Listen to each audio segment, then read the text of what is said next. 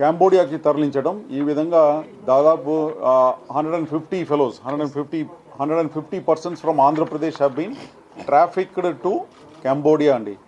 కాంబోడియాలో తీసుకువెళ్ళేసి వీళ్ళ ద్వారా అక్కడ మన వేరియస్ ఆన్లైన్ స్కామ్స్ ఏదైతే ఉందో అదంతా కూడా బలవంతంగా వీళ్ళని ఒక రూమ్లో కూర్చోపెట్టేసి వాళ్ళకి భోజనాలు ఇవ్వకుండా ఈ విధంగా వాళ్ళ మీద ఒత్తిడి తీసుకొచ్చేసి వాళ్ళ ద్వారా ఇండియాలో స్కామ్స్ నడిపించటం.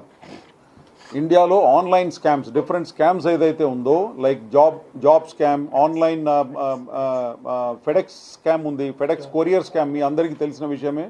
ఫెడెక్స్ కొరియర్ స్కామ్, తర్వాత క్రిప్టో కరెన్సీ రిలేటెడ్ స్కామ్స్, ఇవి అన్నీ కూడా అక్కడ బలవంతంగా ఒక రూమ్లో కూర్చోపెట్టేసి టాస్క్ గేమ్ స్కామ్స్ ఇవి అన్నీ కూడా మన వాళ్ళందరినీ కూడా ఇక్కడ నుంచి డేటా ఎంట్రీ ఆపరేటర్ ఉద్యోగం ఇప్పిస్తామని చెప్పేసి వీళ్ళ దగ్గర నుంచి కొంతమంది ఏజెంట్స్ ఉన్నారు, మన ఇండియన్ ఏజెంట్సే ఉన్నారు. ఆ ఇండియన్ ఏజెంట్స్ వీళ్ళ దగ్గర నుంచి ఇక్కడ లోకల్గా ఎవరినైతే మేము ఇప్పుడు అరెస్ట్ చేసినామో వాళ్ళు ముగ్గురిని మేము పట్టుకున్నాము.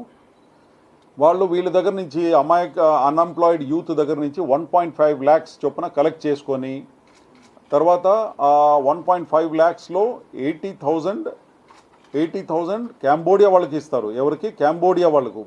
వీళ్ళకు మన దగ్గర నుంచి వెళ్ళే వాళ్ళకు పాస్పోర్టు, తర్వాత అక్కడ అకామిడేషన్ అండ్ వీసా ఫీజు ఇదంతా కట్టాలి. కాబట్టి వాళ్ళు ఈయన దగ్గర నుంచి మన దగ్గర నుంచి మన పంపిస్తున్న మనిషి దగ్గర నుంచి 1.5 lakhs వసూలు చేస్తారు.